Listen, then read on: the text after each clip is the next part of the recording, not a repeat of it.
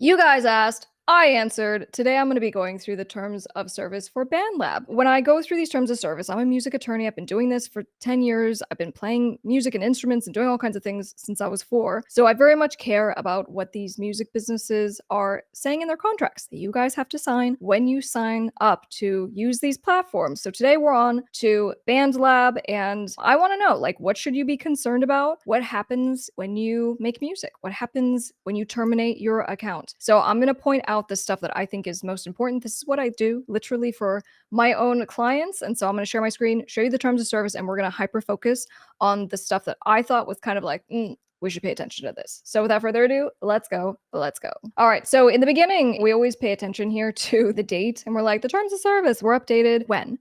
And so sometimes we've noticed that terms of service will get updated after there's some kind of problem with the company. And we even kind of got in a scuffle with one music business in particular on this channel. And we had noticed that, after sending demand letters and all kinds of things, they had updated their terms of service like 10 days later. And we're like, look, we don't know, but suspicious. So in any case, we noticed that they did update their terms of service here real recently. And for you, in the audience, whether you're watching this now or later, if you are a music attorney or an attorney at all, or someone just trying to get into, music law, I'll give you a little note. I've never done this before. I always focus on like how to help musicians and producers and independent record labels and stuff like that. But I'm gonna give you some notes because like I train my attorneys all the time. Here's one little pro tip. So right here at the very top, it's like when you see stuff that is in caps, and they put it right away. They're like, hey, just letting you know later in the agreement, there's this stuff. And what this stuff is, they're like, there's binding arbitration, you're waiving your rights to class actions. So for drafting purposes, they do that because it actually makes the contract more enforceable. Because technically, you could argue later on, you're like, hey, on page 35, I didn't see the arbitration provision. And that's a good legally sound argument to try to rebut stuff that you signed already. So anyway, going down, let me just jump to, they do all the overview. And the thing I do like about these terms is that they hyperlink to everything. They do a really nice job with this. And I'm like, I don't know, I hate to be a hater, but part of me just wonders if this is a US company. Because I'm like, I don't feel like this is a US company. I feel like these terms were written really well and generally pretty fair. There are a couple things. Anyway, so let's take a look. Here in section 2.7, so they go, we reserve the right to change our pricing list and to institute new charges at any time upon 30 days prior notice to you, which may be sent by email or posted on the services. So the reason I'm pointing that out is obviously if you use this platform, they're saying we can change the pricing anytime we want, which we don't love all by itself, but they are saying that they're going to give you notice. And so if they give you notice and you're like, no, please reach out to their support team and I'll give you the contact information. Because a part of me is like, logistically, if you're clicking on this and you're watching this, you might be a user or you might use this platform. And so I want to practically make it just like easy for you. So that's why we're doing this. They talk about membership stuff. So they go, you can terminate your membership at any time via your membership settings, and such cancellation will take effect on the day before the next of the membership period, and you will then be downgraded just to the free version. So the reason why I dig that is because for a lot of these music businesses that we've covered, they're like, as soon as you terminate, you're done. You're dead to us. And like you're locked out of your account. It's gone forever. And at least with them, they don't do that. They're like, hey, we're letting you know you're going to get just downgraded to the free tier, but you do get to use, your account until the pay period ends. I'm saying? I'm like, okay, I kind of like that. All right, going back. So nothing too crazy there. There's lots of language here about payments and stuff like that. I read through it all. There's nothing that I was really concerned about. That's why I didn't highlight any of it. So here in general, payout, they do make a point. They go, payments to you will only be paid when you hit your threshold. And then they hyperlink out to another document. So here's the thing. This is a 36-page terms of service, and I read it all. And within it, there's all these other contracts that it cites to, and I read those too.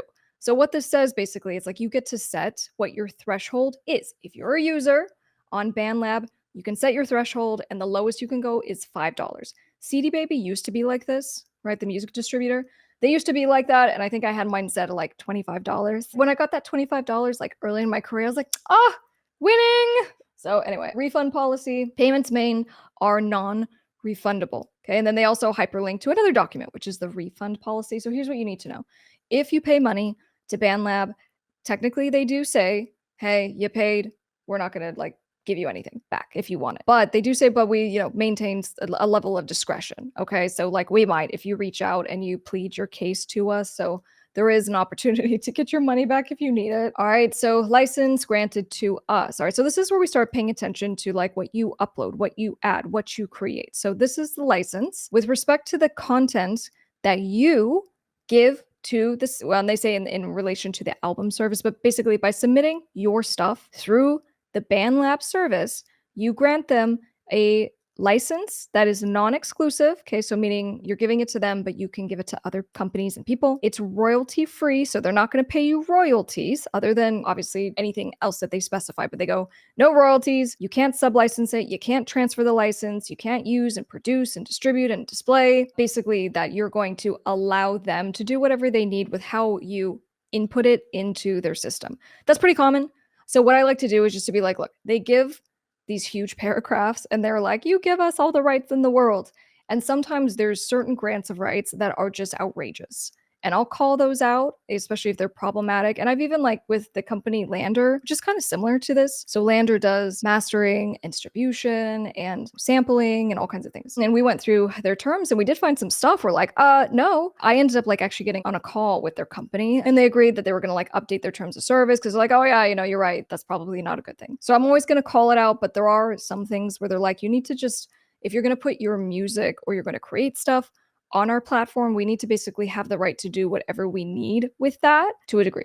You also grant us a worldwide, non-exclusive, royalty-free sub-license and transferable license to use, distribute, reproduce, copy, display your trademarks. Okay, so like your name, your logo. What was interesting here is they go, read what this means. So they hyperlink to like yet another document, and the document is this copyright overview. Here, I'll just open it for you guys so you can see. I don't know, so I thought this was kind of cool. They're like, learn about copyright. What is copyright? They go through this whole thing. I was like, okay, I kind of like this. So they're making an effort just to try to help you guys understand, like whether you read it or take the opportunity. I mean, that's up to you, but I was like, okay, that's something. But in any case, so they go, you also grant rights to other users, which kind of was a red flag to me. I'm like, what do you mean grant rights to other users? So they go, with respect to content that you contribute in connection with any album service as a user of the service, you grant to other users and to the operators and users of link services a worldwide, non-exclusive, royalty-free, sub-licensable, transferable license to access, reproduce, display, publicly perform, adapt, synchronize, do all kinds of things. I mean, they just go on and on. Your content utilizing the sharing functionalities. So that's where I ask you guys. So we're live right now. For those of you who use this platform, I'm like, I read that in a vacuum. I go, okay. So there's a license being granted to other users as part of an album service. And so like practically speaking, what is that? Even if you're watching that later, drop a comment down below because I learned from you and those of you who actually use the platform. So then termination. What happens with the termination of the actual licenses? So we go, the above licenses, which you grant to us and other users, will terminate within a commercially reasonable and practicable time after you remove or delete your content from the service. So basically, if you stop using them, they're saying we are going to stop using your stuff. And I'm like, I don't know the context of how they actually use it, but I go, that's reasonable. At least they're saying here, unlike some of these other platforms that we've read, where they just go, you grant us an irrevocable, perpetual, like forever, ever, you can never terminate. That's what we usually read. So the fact that they're saying something like, no, we're going to terminate it at some point, that's reasonable. All right, so they go to 3.5, it's linked services. So just so you guys know, when you see, and this is again for my lawyers or people who want to think like lawyers, when you see capitalized words, right? So you see capital L and capital S, that means this phrase is defined somewhere. And so I'm like, we haven't read this yet. So I literally would do like on, I'm on PC. So I'll do a search like this and you put in quotation marks and you search linked services and it will take you to where it is. And this happens to be at the very, very end of the document. So that's where I found it. So that's like a pro tip on how these contracts work, how to find the words if you haven't seen that before. So basically they're like link services means any external service to which your music has been submitted through the functionalities of the service. So going on ownership of other people's content, any content made available in the service other than your music remains the property of that user, of course. Allegedly, they're like, you can't download it, reproduce it, send it, distribute it. I'm pointing this stuff out. It's kind of dry, to be honest, but I'm pointing this stuff out because it is different than like some of these other contracts that we have read for services that do similar stuff, including the AI platforms. Because like on the AI platforms, they go, well, just FYI, you are not only giving us a license to like make and reproduce and promote the fact that you used our platform like without your authorization. You're not only giving us these rights, but your music that you input into our systems may actually end up getting spit out into other people's music. And so when we see stuff like that in their actual contracts and they're like disclosing it, we get worried. So that's why conversely, when I'm looking at this, I'm like, it's really like, they're just like, we were going to try to be reasonable and good timing on things. And I'm happy to see that. Okay. So I always want to be fair. I always want to be honest with you guys about what I'm seeing. So moving on, let's see in the chat. Drizzle Music, there's people who upload music packs, samples to BandLabs. So I'm thinking some of what we're reading pertains to them. Okay. All right. Good to know. All right. So section 4, the services are proprietary to us. You may not, and you may not authorize any third party directly or indirectly under any circumstances to. And then there's a big list. They're like, don't use and sell and reverse engineer our services, but also don't use what we give you to deceive, to be fraudulent, to do something illegal. Okay. And that would include accessing your music on our services or submitting via distribution services to third-party platforms to generate plays. So they're like, no fake plays. So I'm like, all right, that's interesting. So just like with our music distributor contracts that we've gone through, where they are very detailed on what's going to happen to you if you pay for bots, if you pay for fake streams, and then the consequences of that, right? And so because BandLab does provide distribution services, we are still looking in that critical kind of mindset of, okay, so what happens if you do, right? Because that was one of our problems. We go, well, we're not advocating for people to go and juice the system and pay for fake streams and defraud listeners and stuff like that. We're not into that, but equally with music distributors, what we don't like is that most of them say, well, if you do, and we catch you, or we allege that you did, even if they don't have proof. That's part of where I've run into problems as your guys' like attorney to handle these issues. But anyway, they're like, we're going to take your royalties. We're taking your royalties and we're not going to, release them to you. And so we've run into problems where we have artists who just have tens of thousands of dollars in royalties that the distributor's like, oh, we're just going to take it now. So that's why we're paying attention where it's like, okay, we don't allow fake plays. So then what happens is our question. All right, moving on, 4.2.8. So you cannot use any AI generated output from the BandLab services to develop machine learning models or related AI technology. Okay, so does anyone use, is there an AI function on this platform? If so, what do you think? Any breach of the aforementioned restrictions shall result in the immediate and automatic termination of all rights and licenses granted here under. All right, so, in the worst case scenario that we're looking at that, you do something bad on the BandLab platform, they reserve the right to terminate your account, any license that's been granted. But now here's where I go, all right, they literally just said that. Taking that as true, there are other services we're going to talk about. They do sampling. They will license beats. And so, I go, that's pretty harsh because if you have paid to license a beat, so that is what it says in practical effect. I don't know if that's what they actually do, but that is what it says. Ren, not Ren, says, I've not seen an AI option, but it's possible they added something. Sometimes we catch companies because they add information in their terms of service before they haven't actually rolled it out. So maybe this is something new. Who knows? A lot of BandLab is collaborations with others. Remixes, haven't used it in years. Okay, that's cool that you can do collaborations. That would make sense. So then with the file sharing, the information sharing, that's why they're addressing it in the terms of service. So BandLab has AI mastering. Okay, good to know. Thanks, guys. Okay, album services. If you elect to use the album service, if you're an artist, you elect to use the service, you will be able to distribute your music through the album service to users that want to download your music. Okay, and then it goes into this diatribe of we're not responsible for what you give to them. If there's problems, it's not our fault. But anyway, BandLab will not have any ownership in your music. Okay, that's good to know. However, each artist uploading musical works to the album service grants us, again, they go on the sub-licensable, we can distribute worldwide, non-exclusive, royalty-free, big old paragraph. All right, so let's just move on. They go, the right to manage the album services, BandLab retains the right, but does not have any obligation to halt the offering of your downloads to prevent or restrict the access. So there's very hands off with these platforms. Again, this is normal, what we do see, where they're just like, look, I mean, to a degree, like, we're not really paying attention to what happens. That's not what they say, but that's basically what they're saying. And they're like, you are using the platform as is. We're not responsible. So just take that with a grain of salt and understand that is what these contracts say. All right, so they talk about the sound service. I'm like, oh, okay, it's like Splice 2.0. So the sound service provides a library of sound samples. Users will create content from, and they can do it for personal or commercial purposes. I read that. I was like, why can't everything just be that simple? Because we just got into it with Splice.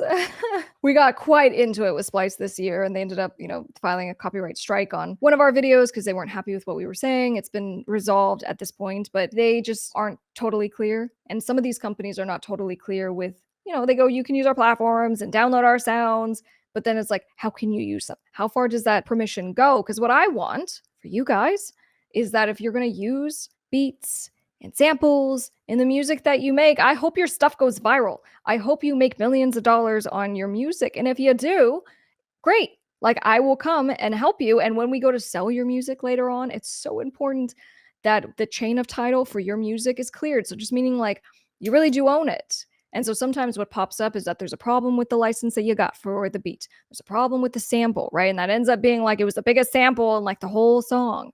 So it really does matter. And I think way down the line, because I want you guys to think like that as well. Imagine you're going to be successful, because why are you doing this otherwise? All right. So in any case, they do actually just say here, they're like, you can, if you use the sounds on our platform, you can use them for personal and commercial purposes. Great. Love it. Users who use our sounds, they get a worldwide, non-exclusive, royalty-free license to reproduce, adapt, sync, prepare derivative work. So derivative works, just so you guys know, is the fancy legal term for making something based on what you made.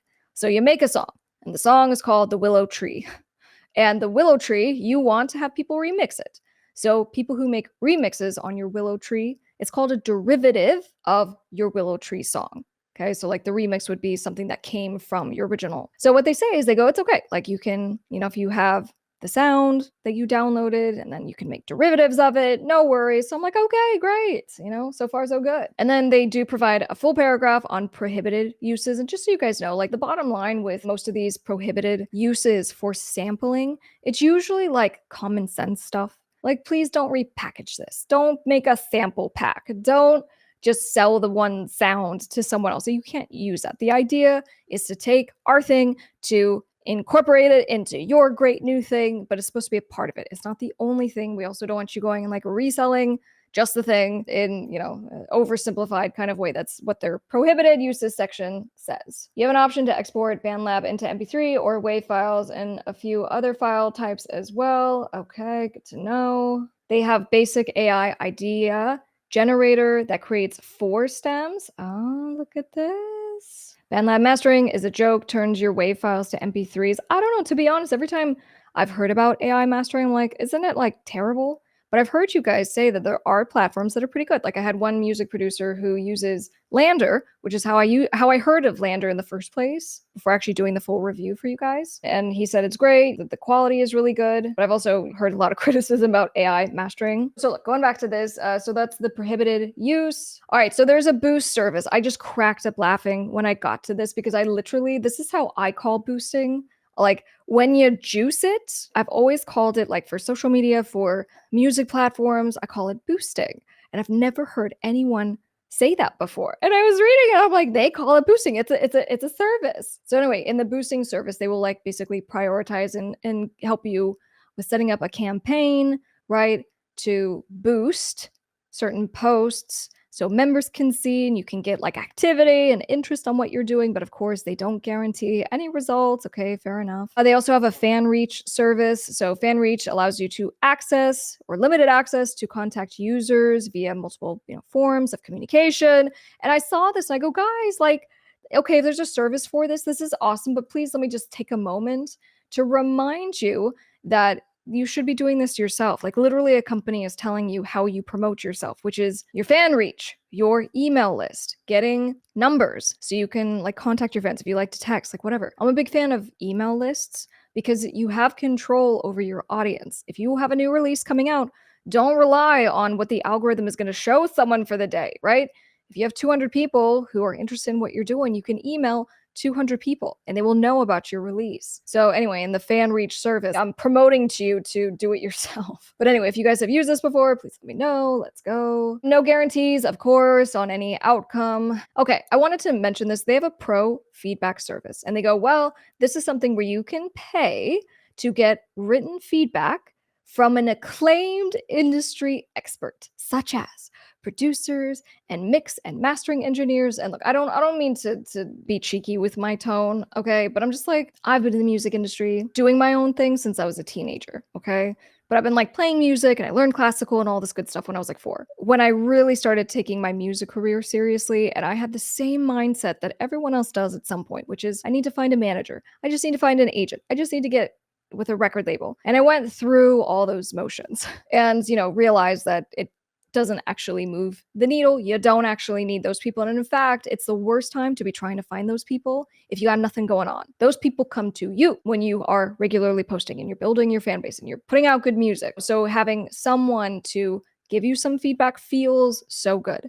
And that's why, I understand it's an incredible, important value to get some feedback and have that sense of community. That's why we do what we do here on the YouTube channel. But in any case, I was just like, I don't know how much this costs, but I would rather someone pay to get that feedback from customers, right? So from fans, meaning just put out a damn song and then you'll get your feedback. If it sucks, they'll tell you. But also the best way to get feedback in general is just go, go, go, go, go. Get your reps in. And the faster that you go, the faster that you fail, the faster you're going to find the stuff that works. And you're going to find the fans that dig you and dig your music. So that's my 2 cents. If you are someone that is needing help in the music business, at the end of this video, you can check out topmusicattorney.com. I have courses, I have free stuff just to kind of get you started. If you do want to deep dive, if you do want to train with me, I always say go through my music business program, which is how to think like a record label, become a record label. And then if you do want to get into touch with me or one of my lawyers, we got you covered. All right, moving on. Let's go. If anyone,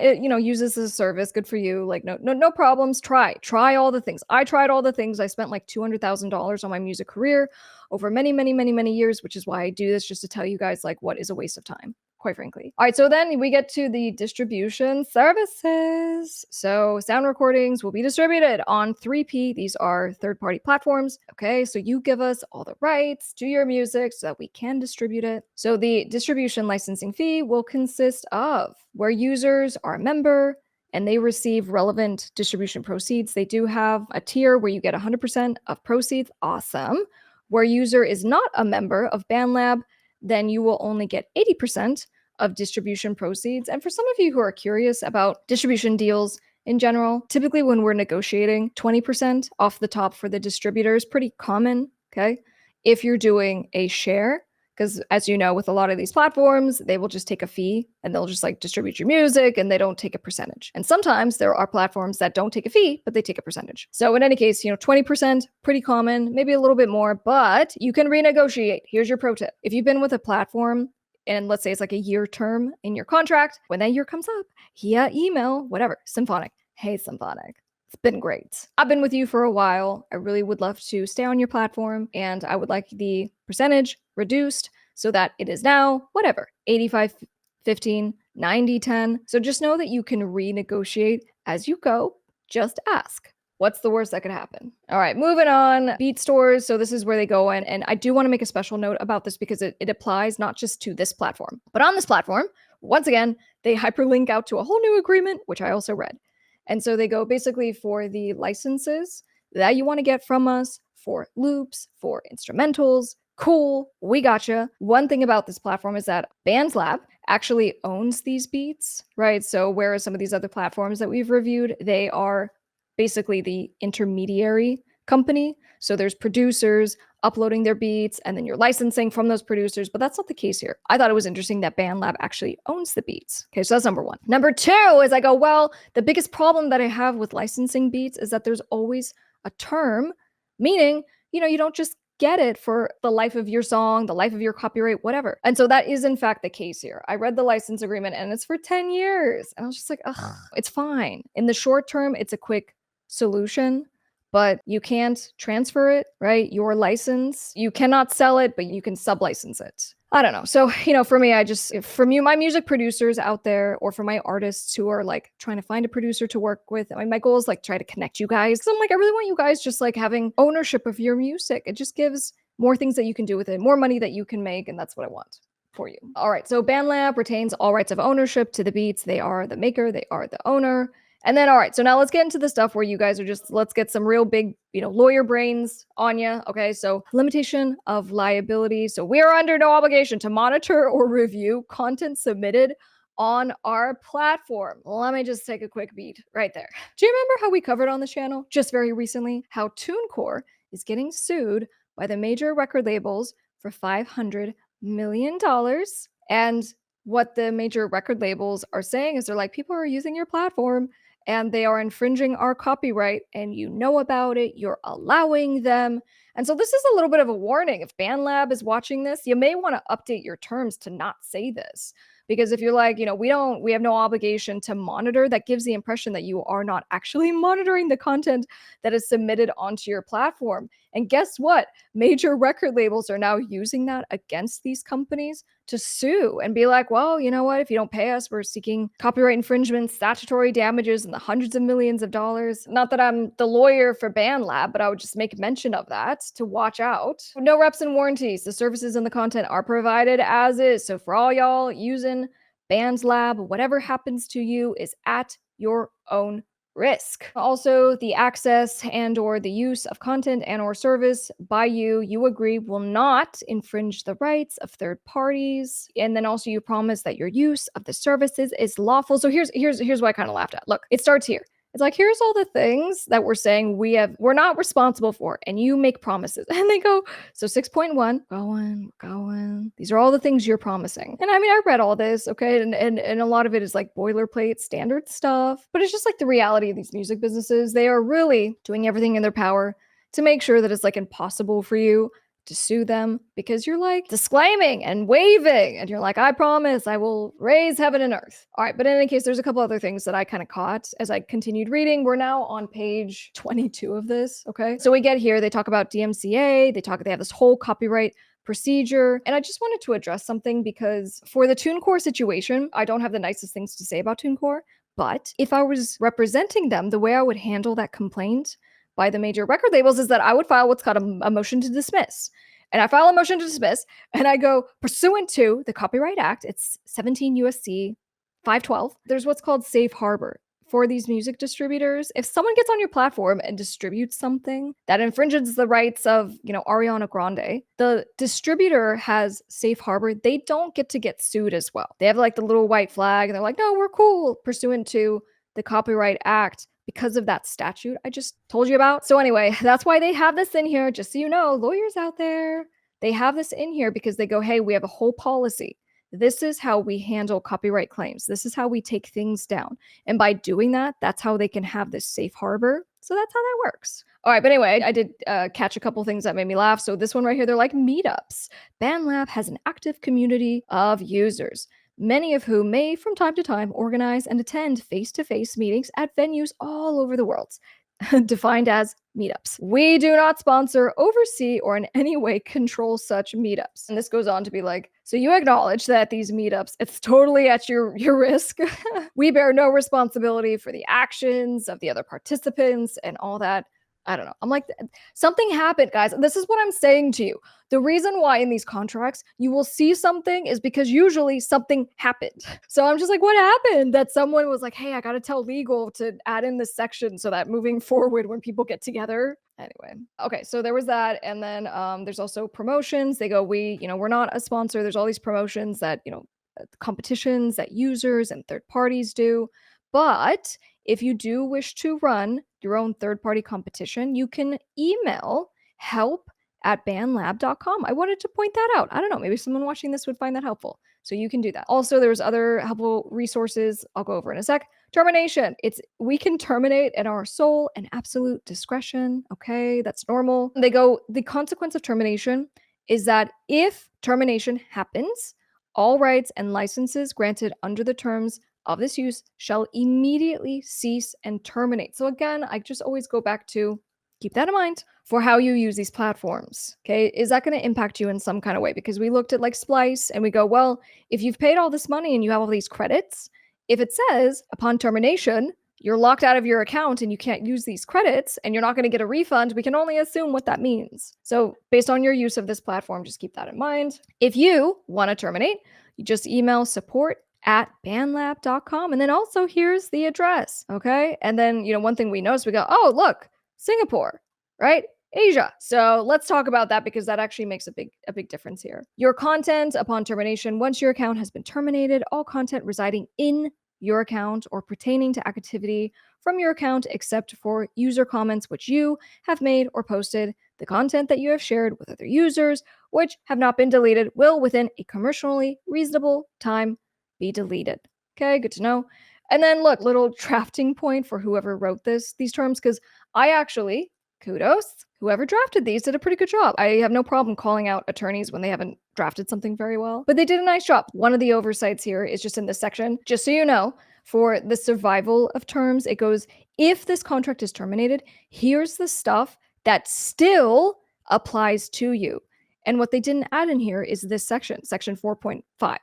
So basically what that means is if the contract is terminated, all this stuff, they're like, hey, all these provisions should survive. The actual provision that makes all that stuff survive gets terminated. Does that make sense? So that's something else that they need to update in this. I meant section 14.5 right here. Last couple of things. Here's the designated DMCA stuff that I talked about, all the process, safe harbor, and then we always wonder, and this was a question I had at the very top of the document, because typically, let me go to it. Typically at the top, it goes, who's the company that you're doing this contract with? So it goes, this is between you, and then it just said BandLab. I'm like, why does it say BandLab? Normally it's like BandLab, headquarters, corporation, I don't know, some fancy name and, a Delaware company. So normally it actually says what the company is, where they're based, stuff like that. And it didn't say that. I'm like, that's weird. Why is that? So anyway, we get to the end of the contract here, and it goes, this contract shall be construed in accordance with Singapore law. I'm like, oh boy. So actually this is, if you're in the US, this is in a completely different country, and they have, this process for, you have to informally negotiate if there's a problem.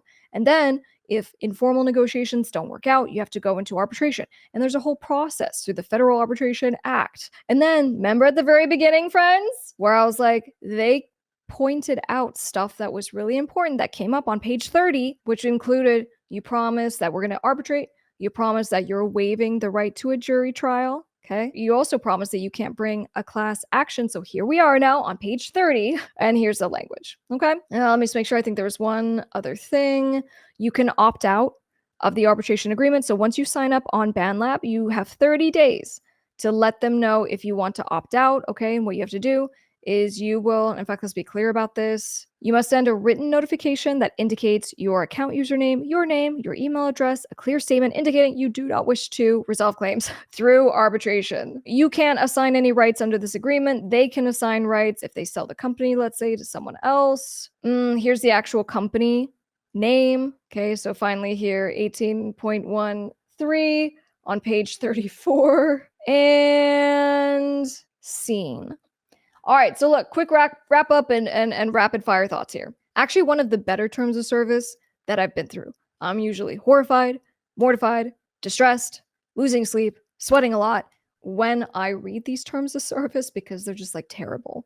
And this one was pretty middle of the road, nothing that I was really concerned about. Plus, some of the language was relatively reasonable. So look, for those of you using BandLab, obviously I want you to educate me. Let me know your thoughts about your experience on the platform, because there's the experience on the platform and there's customer service. And I always want to know, how is it going with your actual use? If you're dealing with a company that's in another country, it can in fact make it challenging to basically, deal with international issues. And I can tell you that as, and an entertainment attorney, we do international deals all the time. And I have to tell people, I'm like, look, if you're going to do a deal with someone who's in France, cool. If we're here in the United States and there's a problem, you have to think about that. If it says we have to go to France, it's going to be complicated. So anyway, guys, make sure you subscribe. We'll see you on the next one. I'm Top Music Attorney.